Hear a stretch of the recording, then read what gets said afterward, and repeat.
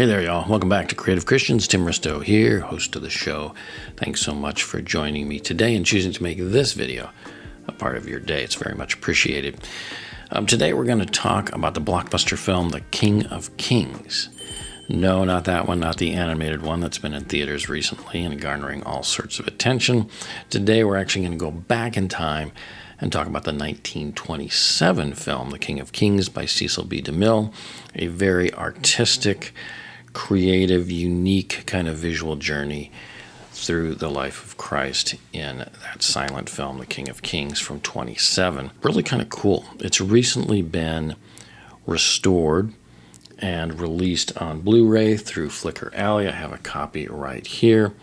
Flicker Alley is a really unique label that releases old, typically silent films or just very older type films from the early era of film.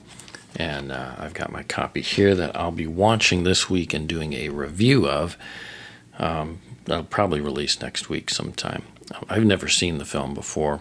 It's new to me, but very, very intriguing. So I want to watch it and do a review for y'all. So as a way to kind of intro that review for next week and set the stage for it, I'm going to go ahead and take a look at this article today that dropped over at ChristianityToday.com. I believe it was last week, that talks about this film. So I thought it'd be interesting to take a look at that today. You know, the life of Christ obviously has been featured in film and TV a lot over the decades. Most recently, of course, right behind me, you can see the Chosen movie poster for The Last Supper film that came out in March. It's really the 5th season of the Chosen TV series about the life of Christ that released as films here prior to the release of this 5th season of the TV show on Amazon Prime, which I think is happening here pretty soon, if it hasn't already.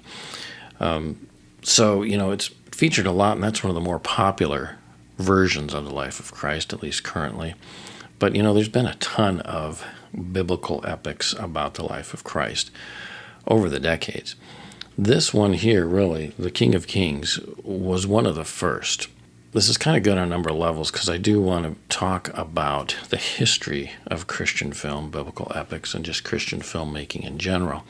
And I'll be taking a look at that in an upcoming audio podcast of my Creative Christians here very soon. And one of the films we're going to start with is this one right here, The King of Kings. So let's hop over to ChristianityToday.com, take a look at this article. The headline here reads, "The Silent Jesus Movie That Became a Blockbuster." This is by Nathaniel Bell. King of Kings put artsy visual techniques to exalted effect. It's just been re-released. And there's this great photo still frame from the film featuring H.B. Warner as Jesus in King of Kings. Pretty cool. Jesus of Nazareth is trending. The 5th season of The Chosen, the first multi-season series about Christ and the disciples, is about to drop on Prime Video. The King of Kings, a Korean animated feature released in the U.S. via Angel Studios, is now streaming on video on demand after grossing $66 million in theaters. Mel Gibson is gearing up to shoot his sequel to The Passion of the Christ in Rome's Cinecittà Studios this summer, and Terrence Malick is in post-production on The Way of the Wind, which features Jesus as a main character. It says here, alas, Martin Scorsese's The Life of Jesus, an adaptation of Shusaku Endo's biblical epic, has been postponed indefinitely. The popularity of Christ as a screen subject is a matter of record, according to Guinness World Records. He is the 4th most portrayed character in film, behind the Devil, Santa Claus, and the Grim Reaper. What is less understood is that all these representations are descendants of the first mainstream Hollywood retelling of Jesus' life and ministry, the 1927 silent epic, The King of Kings. The domestic Blu-ray debut of Cecil B. DeMille's seminal blockbuster provides a convenient opportunity to revisit the defining Jesus film of the 20th century. Introducing Jesus to a new generation of moviegoers was a task Cecil B. DeMille undertook with the utmost sincerity. The autocratic 46-year-old director had risen to the top of Hollywood after a series of sophisticated boudoir comedies, the popularity of which led to the formation of his own production company. His 1923 drama, The Ten Commandments, represented his first foray into biblical adaptation, though it is properly understood as a modern melodrama featuring an extended prologue about Moses and the Egyptians. Most of you probably are familiar, as I am, with the 1956, I think. I think they'll mention it here later in the article, but version of Ten Commandments. But many of you may not realize that Cecil B. DeMille actually did a silent version, or a earlier version in 1923 of the Ten Commandments.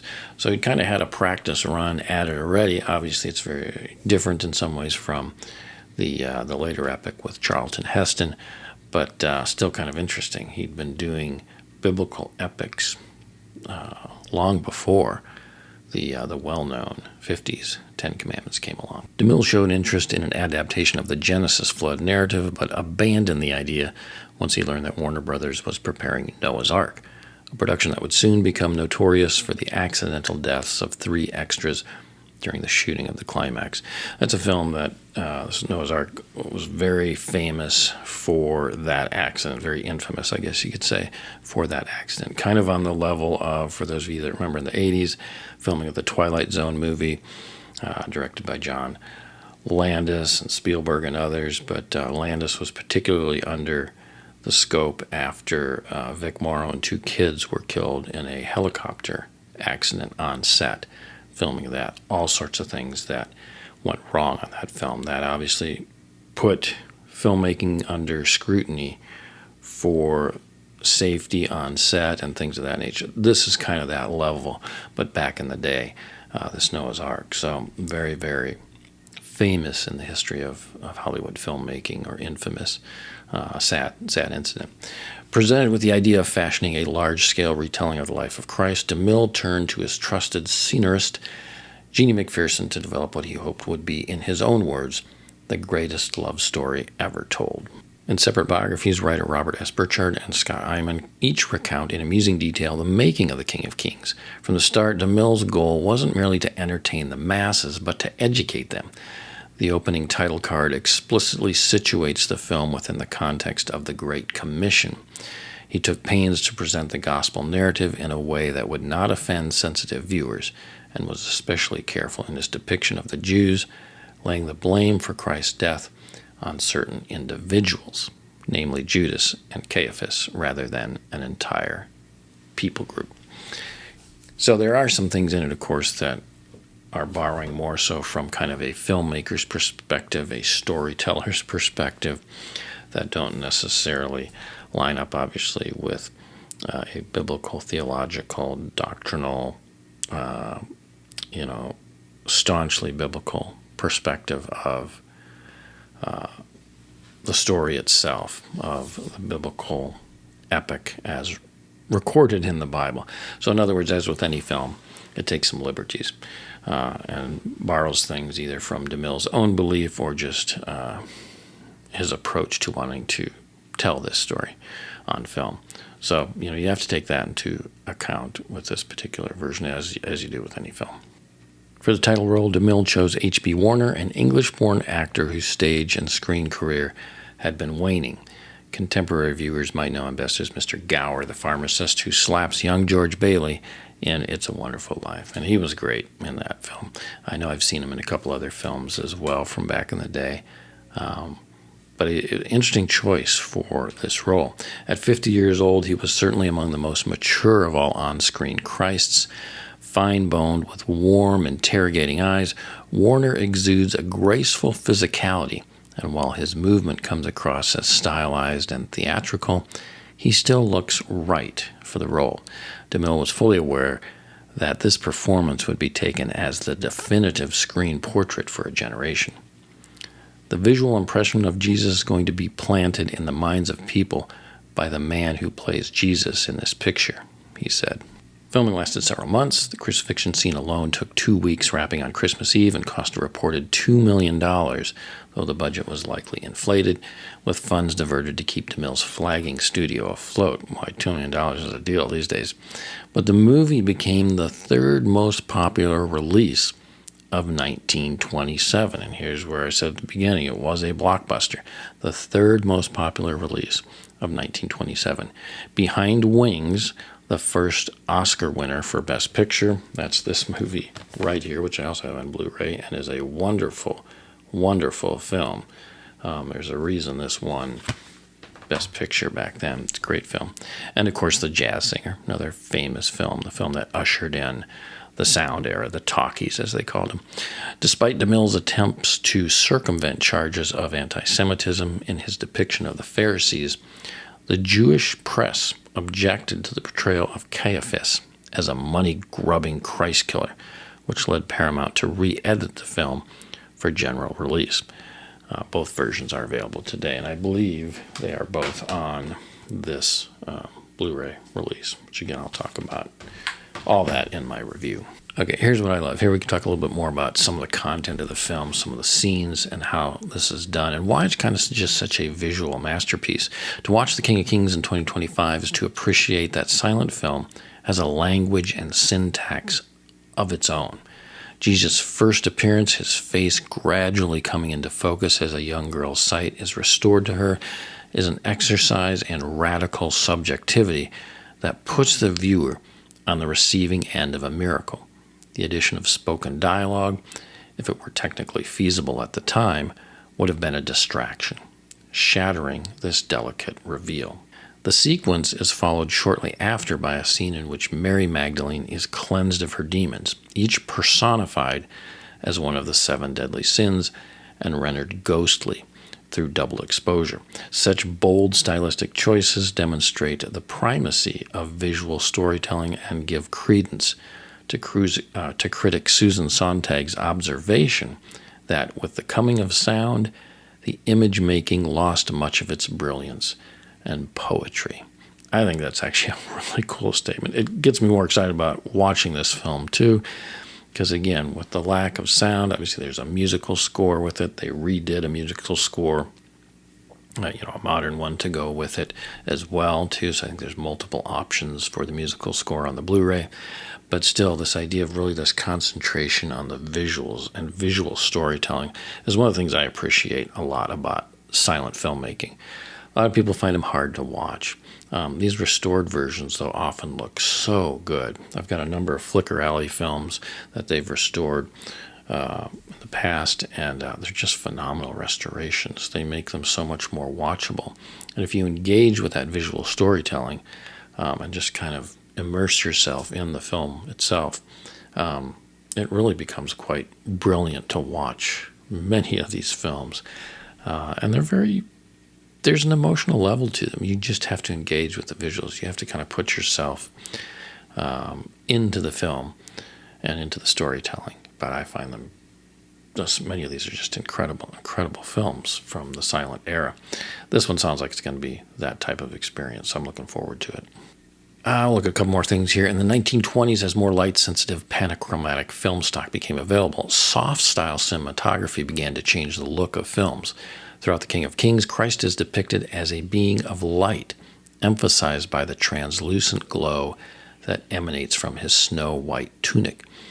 Taking John 8:12 literally, his skin seems to emit a supernatural radiance, and the bright band of light that appears around his face and head, achieved by a photographic effect called, appropriately enough, a halo, turns him into a living fresco. If the very nature of film depends upon light, what better subject than the light of the world? The King of Kings, the beauty of Christ, and the beauty of silent film meet on an exalted plane of cinema art.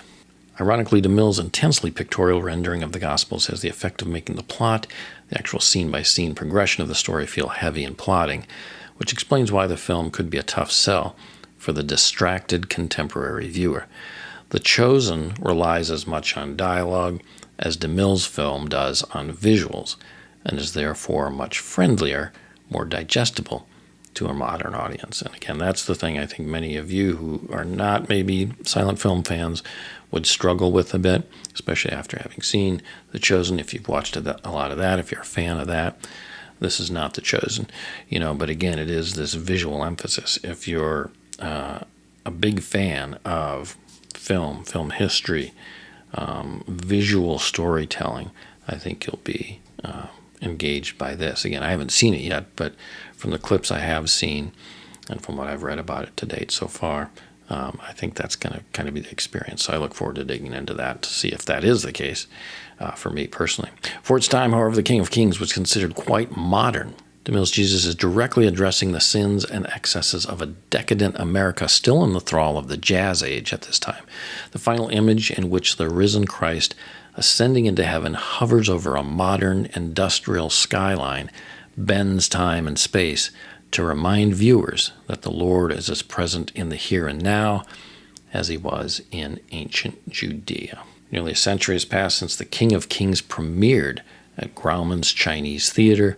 What will audiences make of it nearly a century later? All right, so anyway, I just thought this would be interesting to take a look at this article here as kind of a nice introductory prep for my review coming up next week. I'm looking forward to watching the film, to digging into it, to kind of getting my own perspective of it, coming at it fresh, but seeing such a wonderful, restored version of it. And just a lot of work went into preparing or restoring and preparing this print for this Blu-ray edition. So I know it's very, very well done. They often have to go to multiple sources because there isn't just a good print sitting out there somewhere. So they often have to go between multiple prints or negatives even, and to restore some of these old films. So it takes a lot of work to put it together in a way that's as clean and clear and as accurate to what the original film actually looks like. And to restore it takes just a lot of work. So, I think, again, these type of restorations make some of these old films about as watchable for modern audiences as they're going to be. So you do have to kind of, allow yourself, I think, to enter into the film a bit and to set your expectations accordingly, because this is from 1927. But again, I think if you allow yourself to enter into the film and just kind of enjoy the storytelling process, the visual storytelling, I think it becomes more engaging for you as a viewer, and you can respect it for what it is. So anyway, again, I haven't seen it, so I'm looking forward to watching it this week. But anyway, just wanted to make note of this article here on ChristianityToday.com. Make you all aware of the film. Have you seen the film before? Were you aware of the film before watching my video here? And if so, if you have seen it, what are your thoughts on it? Have you picked up this copy of King of Kings on Blu-ray already? If you're a big Christian film or cinema fan, what are your thoughts on it? Would love to hear your comments down below. Watch for my review of the film to drop next week. That's all I got for today, y'all. Have a great rest of your day. Remember, above all else, stay in God's Word. See you next time, y'all. Take care. Bye-bye.